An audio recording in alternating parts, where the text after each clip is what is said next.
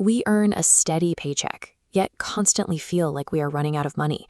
It is a modern financial paradox, and it thrives on the fact that spending has become entirely frictionless.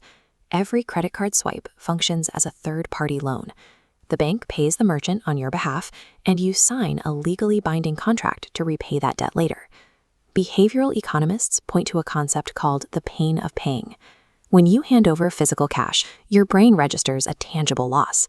You literally see your stack of money shrinking. That physical friction naturally limits how much you are willing to spend. Credit cards artificially remove this biological friction.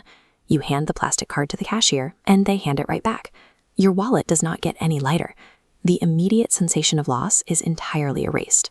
By stripping away the consequences of the moment, a credit card acts as a psychological wedge.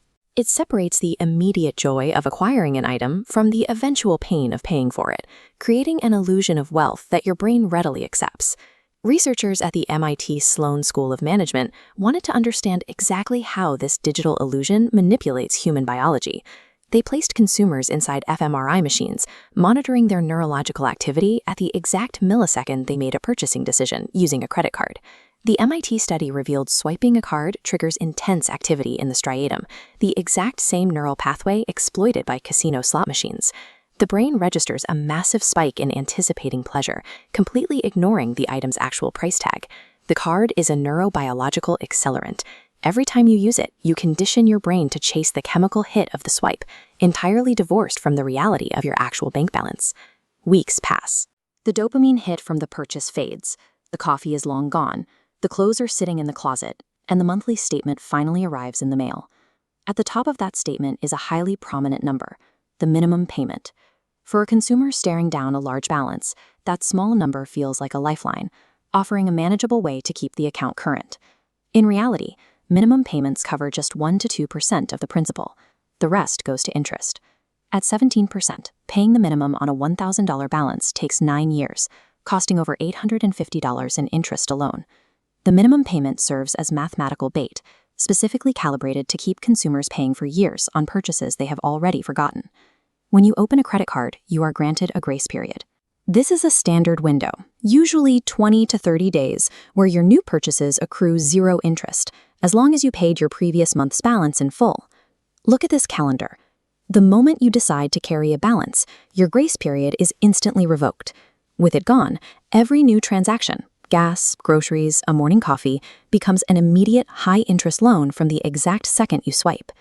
Your brain is still operating on the biology of Act 1, eagerly chasing the frictionless dopamine hit of the purchase, but the math has turned hostile.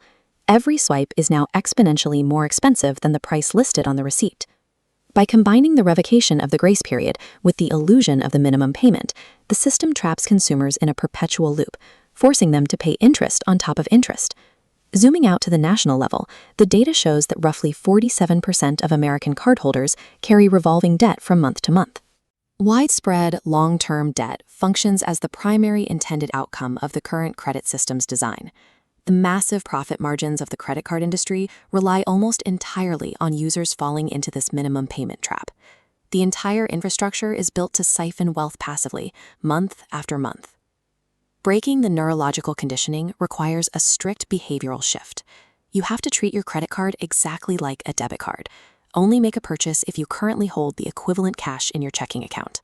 When the statement arrives, ignore the minimum payment box entirely. Pay the statement balance in full every single month. Doing this legally reclaims your grace period, shielding all your future purchases from interest charges. By neutralizing the biological triggers and the mathematical traps, you keep your money instead of handing it to the bank. You stop being a source of passive profit and start taking control of your own financial reality.